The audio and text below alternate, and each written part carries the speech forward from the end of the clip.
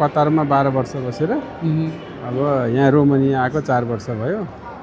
दोस्रो या भनौँ न विदेशको। कतार बेटर लाग्यो कि यहाँ रोमानिया बेटर लाग्यो तपाईँलाई बस्नको लागि, काम गर्नको लागि?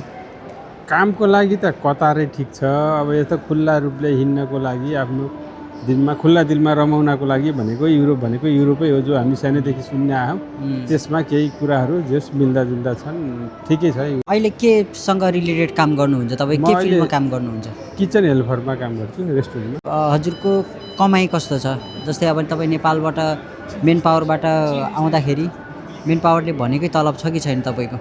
अहिले 4 वर्ष मेन पावरले भनेको तलब त छ भाइ। अब यहाँ गभर्मेन्ट बराबरको तलब त दिँदो रहन्छ। यहाँ रोमानियामा दुईवटा एग्रिमेन्ट गराउँदो रहेछ प्राय जसो कम्पनीमा, सबैमा त्यस्तो नहोला।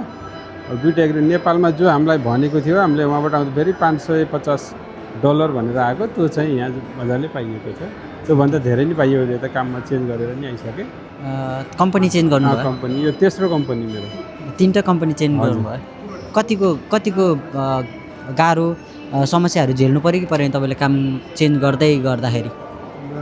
समस्या त आइहाल्छ नि। अब काम चेन्ज गर्दाखेरि काम नपाइँदैन नि। नेपाली दलीयहरूले त्यसै घुमाइदिने, नेपाल गएर बुकारेस्ट गएर 1 हप्ता बसेर अनि बल्ल कता कन्ट्याक्ट गरेर यता आएको।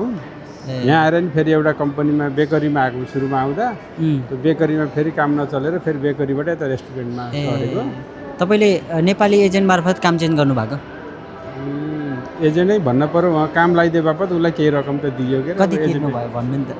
अब $1000 माग्दै थियो, तर मैले 500मा काम चलाएको। कति वर्ष अगाडिको कुरा हो यो? 2.5 वर्ष अगाडि। पुरानो कम्पनी भन्दा अहिले नयाँ कम्पनी चाहिँ बेटर हो कि के हो तपाईँको? धेरै राम्रो।